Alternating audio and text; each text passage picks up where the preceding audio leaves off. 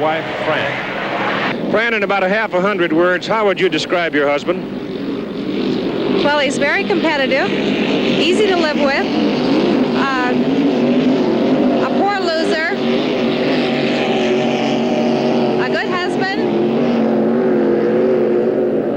and a wonderful guy. Circus Circus, driven by Steve Reynolds.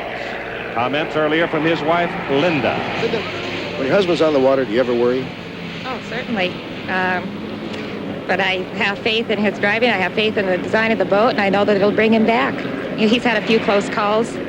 Spent a month in the hospital on one of them, but this is what he wants to do, so I'm supportive of it. I let him do it. If you had your druthers, would you rather see him in some other kind of work? If he wasn't racing boats, he'd be racing cars or motorcycles or something else, so no. I love it. If I could, I'd be out there in one.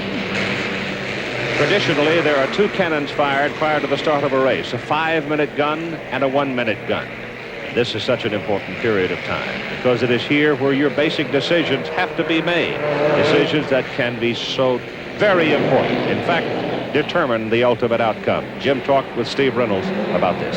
Every time you come to a course, it's for the first time. You are a rookie, but the 5-minute gun is always the same. What do you do in that 5-minute period to get yourself ready and get your best position? Well, Jim, there's an awful lot of strategy that goes on in that 5-minute period. You're very conscious of where the other boats are, and that's the time where a lot of psyching goes on, where drivers try to pull the other drivers out of position. That's really where I would say about 50% of the race is won in the 5-minute period, especially in the 1-minute period just prior to the start. An awful lot of shuffling on, going around there, and jockeying for position.